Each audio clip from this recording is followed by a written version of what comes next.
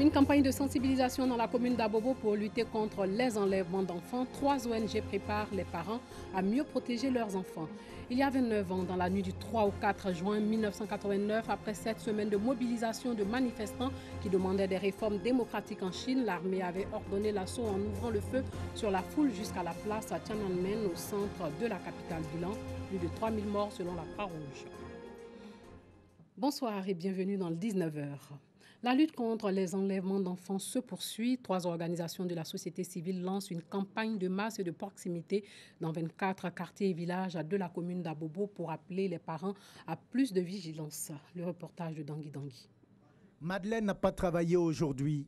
À pas pressée, elle arrive au complexe socio-éducatif de la commune d'Abobo dans l'espoir d'apprendre de nouvelles astuces pour mieux protéger ses enfants.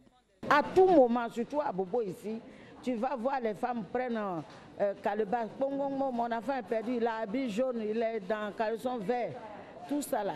Et puis on s'en va les retrouver ou on ne les retrouve pas. C'est difficile quand une femme qui a couché son enfant, voit son enfant est mort dans sa main malade, d'accord. Mais l'enfant est perdu, tu ne sais pas comment il est mort là-bas ou bien qu'est-ce qu'il est devenu, c'est dur à supporter. Donc les mamans, les papas aussi doivent surveiller les enfants. Même s'ils vont au travail, nous tous on travaille. De nombreux parents, notamment les leaders communautaires des 24 quartiers et villages d'Abobo, partagent les mêmes préoccupations. D'où l'intérêt pour cette campagne de masse et de proximité contre le phénomène des enlèvements. Quand les parents sont interpellés, les premiers c'est les mamans. C'est à elles d'apporter un regard très pointilleux sur le mouvement des enfants pendant ces périodes-là. Parce que l'enfant, il est plus proche de la mère, alors c'est à elle de faire attention. Dès qu'ils sont conscients, je vois qu'ils peuvent déjà s'exprimer, je leur apprends leur propre nom, le nom de leurs parents, mon nom à moi puisqu'ils sont avec moi. Et aussi je leur apprends, ils sont très intelligents, c'est une grâce, mon numéro de téléphone. Nous sommes mères de famille et ça fait de la peine au cœur de voir qu'on a enlevé son enfant. Ce sont 3 organisations de la société civile, à savoir la WAFAG, le Sans Soif et la Vision et Action des femmes africaines qui ont lancé cette croisade contre le phénomène d'enlèvement d'enfants en Côte d'Ivoire. Elles bénéficient du soutien des autorités ivoiriennes. En ce qui concerne les attitudes des parents, donner des consignes strictes en leur absence de ne pas ouvrir le portail à des inconnus.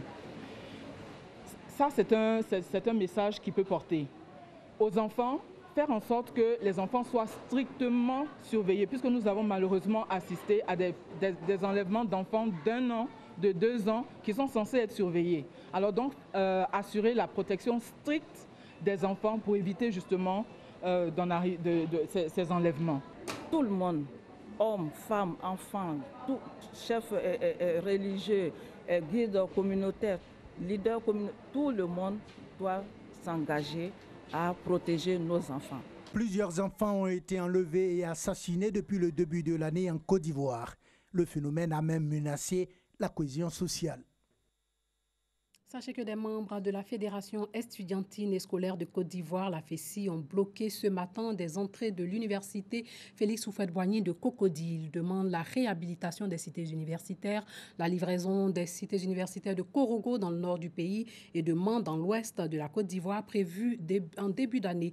L'établissement de la connexion Internet dans toutes les universités publiques et cités universitaires, la suppression des frais annexes dans les lycées et collèges. Et puis les épreuves sportives ont débuté aujourd'hui dans l'enseignement technique et la formation professionnelle.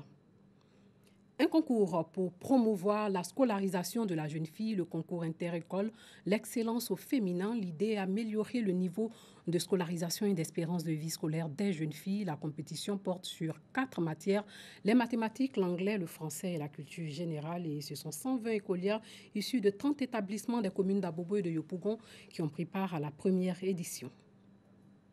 Concentration, esprit d'équipe, précision, ce sont les maîtres et mots des 2 équipes féminines qui s'affrontent à cette finale de génie en herbe. Dans la phrase, on nous a gardé la phrase majesté, c'est un verbe, c'est impassible. Ange Myriam la capitale de l'une des équipes, expliquait comment elle a pu conduire son établissement jusqu'en finale. Avec mes amis en classe, nous sommes concentrés. Nous écoutons beaucoup les professeurs. Cela a permis que le directeur puisse nous sélectionner pour participer à cette compétition. Il a mis sa confiance en nous pour qu'on représente son école. Les jeunes filles des différents établissements ont fait montre d'ingéniosité, d'intelligence et de compétences durant cette compétition de génie en herbe, ce qui a impressionné les parents d'élèves et éducateurs présents. Je suis très fière de voir que ces jeunes filles aujourd'hui nous prouvent qu'effectivement, elles sont comme nous pensons qu'elles sont. C'est-à-dire qu'elles sont très intelligentes, elles sont très dynamiques et elles savent ce que c'est que de travailler dur pour atteindre son objectif. C'est une bonne compétition. Ça amène les enfants à se surmonter, à avoir d'autres cadres en dehors de l'école et avoir d'autres connaissances aussi. Le concours Inter-École, l'excellence au féminin, est une initiative de l'ONG AYED, African Youth Empowerment on Education and Development. Cette année, nous avons entamé ce projet-là qui est dédié aux jeunes filles. Parce que nous avons remarqué que la jeune fille n'a pas la même durée scolaire que le jeune garçon. Parce que elle, la jeune fille, elle a des problèmes qui ralentissent sa scolarisation, notamment les grossesses à risque. Nous nous orientons vers la jeune fille pour lui dire qu'elle fasse attention parce qu'elle peut être excellente, elle peut prier, elle peut aussi occuper de hauts postes dans la société. Cette initiative cadre avec les objectifs de la direction de la vie scolaire. À Bobo, il y a vraiment de talent. Et quand il s'agit de la gente féminine, je pense que c'est encouragé. AYED est une ONG de droit ivoirien. Elle bénéficie de l'appui institutionnel du ministère de l'Éducation nationale et intervient entre autres dans les domaines de l'éducation et de l'économie sociale. Parlons santé. Les habitants du village d'Abidjan Santé dans la commune d'Atekoubé ont bénéficié de soins gratuits, consultations ophtalmologiques et dentaires, dépistage de maladies métaboliques et infectieuses. Une initiative du Rotary International. Le reportage de Nou Sangaré commenté par Dangui Dangui. 3 jours pour apporter une assistance médicale aux habitants d'Abidjan Santé, village situé dans la commune d'Atekoubé. Cette assistance médicale s'inscrit dans le cadre des journées de la santé familiale initiées par le Rotary Club International. Plusieurs activités au menu de ces journées.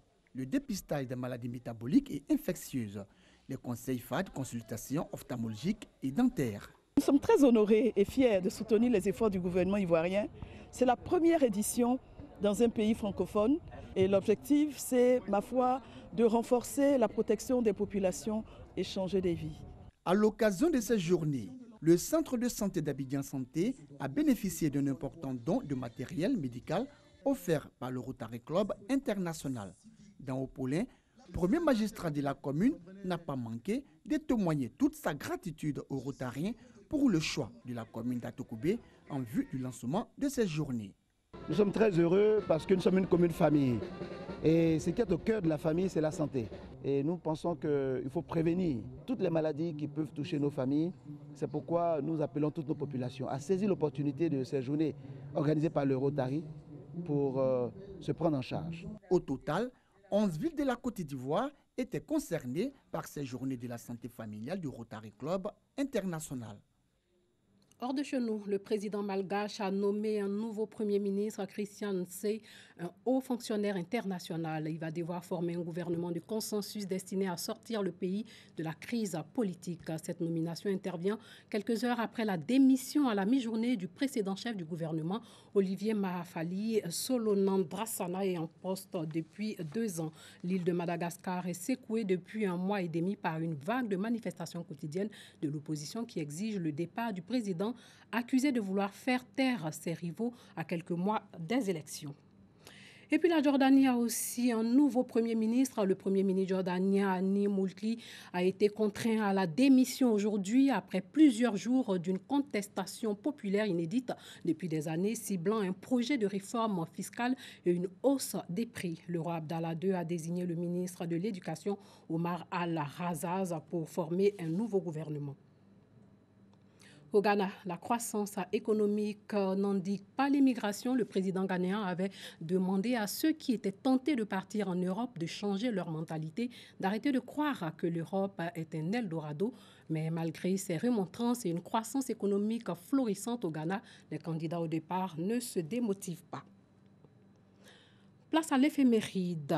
Massacre de la place à Tiananmen. L'armée populaire de libération de Chine est appelée pour mettre fin à l'usage de la force à l'événement le plus important de l'après-révolution culturelle qui prit la forme d'un mouvement d'étudiants, d'intellectuels et d'ouvriers chinois. Ils dénonçaient la corruption et demandaient des réformes politiques et démocratiques. D'après la Croix-Rouge internationale, plus de 3000 personnes et étudiants sont tués lors de l'incident le 4 juin 1989.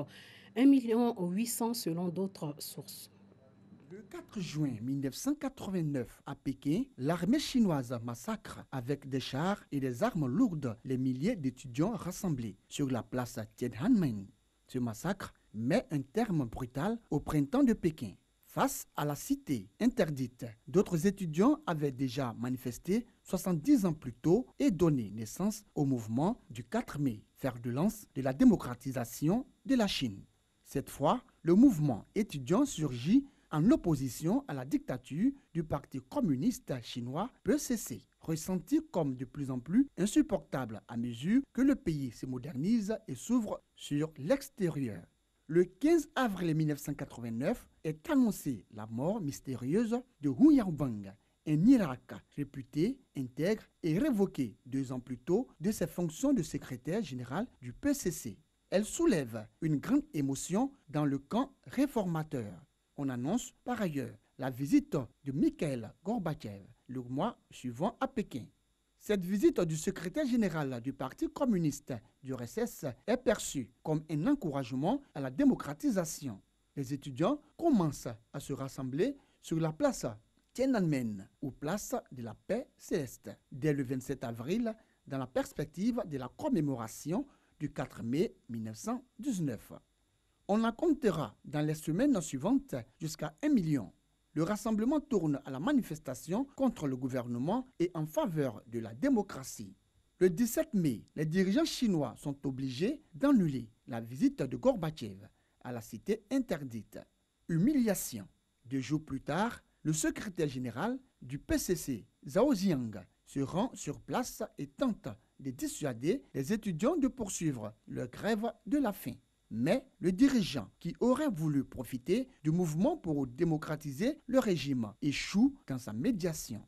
Le 20 mai, Deng Xiaoping obtient de Li Peng qu'il instaure la loi martiale. Le Premier ministre fait appel à l'armée pour dégager la place, mais celle-ci est bloquée aux entrées de la ville par la foule. Le monde entier, sidéré, voit sur les écrans de télévision un jeune homme seul au milieu de la chaussée, défiant une colonne de chars. Nouvelle humiliation. L'as de tergiversé, l'armée nettoie brutalement la place Tiananmen dans la nuit du 3 au 4 juin, faisant environ 1800 morts et des dizaines de milliers de blessés. Une brutale répression s'abat sur les démocrates dans toutes les grandes villes du pays. C'en est fini du printemps de Pékin et l'on peut croire que la Chine communiste va replonger dans les ornières du passé. Mais Deng Xiaoping voit dans les émeutes étudiantes un signal pour aller de l'avant. Décidé à moderniser la Chine, il use de son influence pour installer au secrétariat général du Parti communiste chinois un libéral de 20 ans, son cadet, Jiang Zemin. Comme vous l'avez suivi, la Croix-Rouge internationale a annoncé plus de 3000 personnes étudiantes tuées lors de cette répression sanglante le 4 juin 1989, 1800 selon d'autres sources. Voilà, c'est tout pour ce soir. Merci de nous avoir suivis et surtout, portez-vous bien.